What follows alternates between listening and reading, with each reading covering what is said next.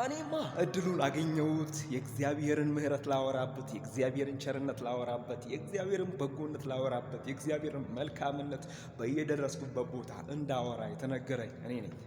እንግዲህ እግዚአብሔር አምላክ ይመስገን። ምሕረቱን፣ ቸርነቱን፣ በጎነቱን፣ መልካምነቱን ሳወራ የሚያምርብኝ በእኔ መመስፈን ነው። ጌታ ለዘላለም ይባረክ። እግዚአብሔር የረዳው ነው በነገራችን ላይ ስለ እግዚአብሔር የሚያወራው።